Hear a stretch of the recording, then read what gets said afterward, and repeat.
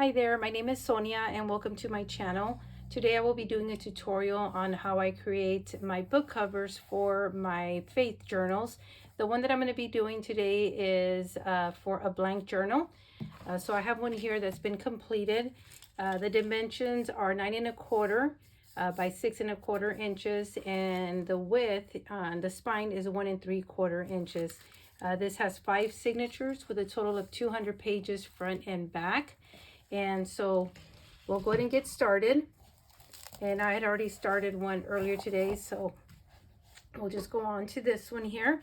What I like to do first is I will get 2 sheets of 12 by 12 paper, and then I just glue the 2 ends together to make it into one long strip of paper. I like to glue the chipboard onto the pattern print. And the reason for that is that when it comes time to cover the book with the fabric, I don't want the pattern to come through on the fabric. So if we just do it on the back, on the white side, nothing is going to come through. But if I was to put it on here, you can see now how all the pink is coming through. And it's up to you. I mean, this is just what works for me. So I'm going to go ahead and glue this down. And I always start with the spine first.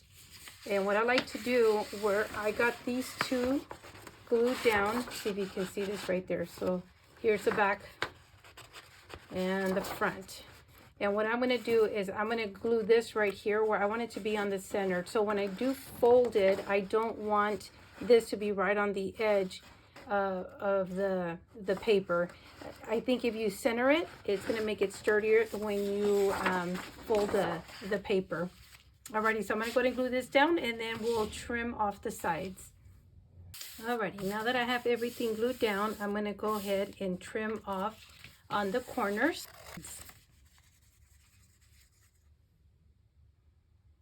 Alrighty, so I went ahead and glued it down. As you can see, I cut too much off on this corner right here, so you can see the chipboard, but that's okay if that happens. Same on this corner right over here.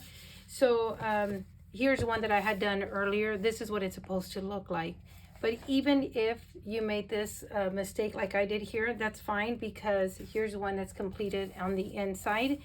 You're not going to be able to see that because it will be covered by cardstock and the fabric. So I'm just going to go ahead and still work with this one here.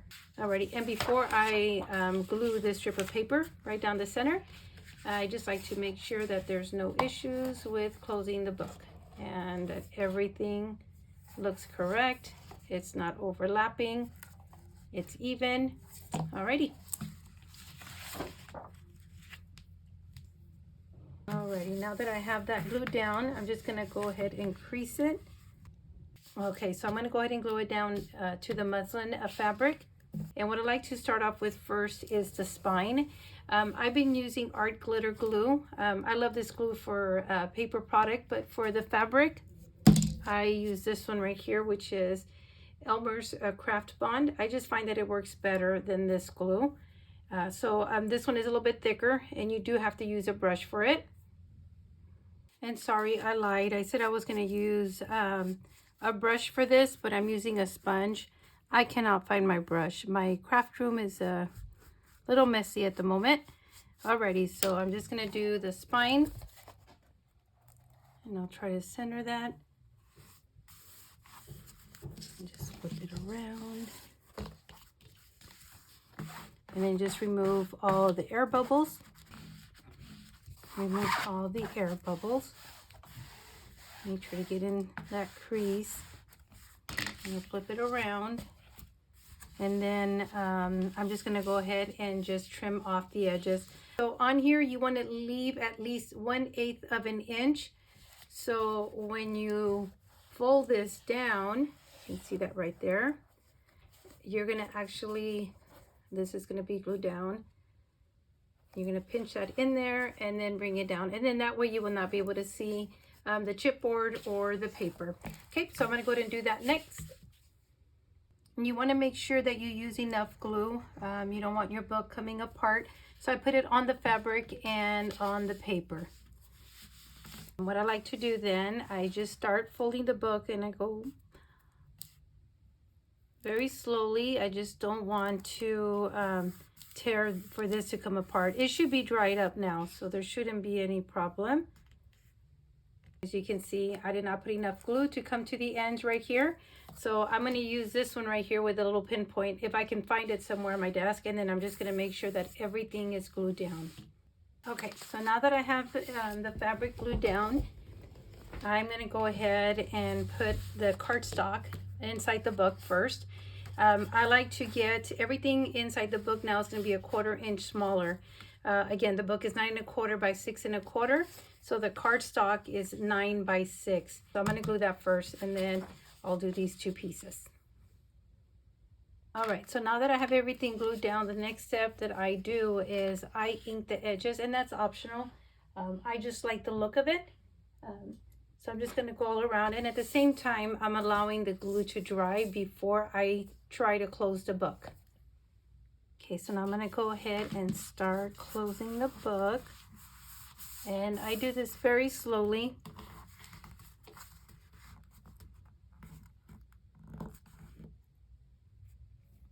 Alrighty, and just go on to the other side.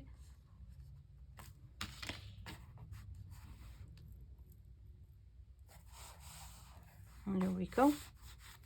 Perfect. Alrighty. For the spine, again, I did use this one here for the fabric.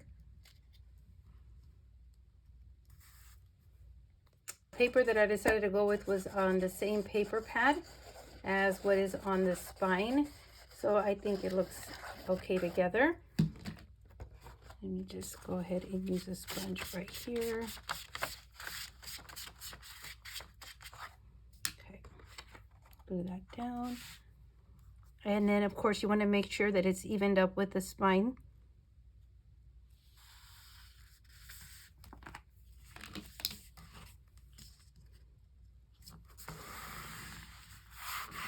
And just remove all the air bubbles.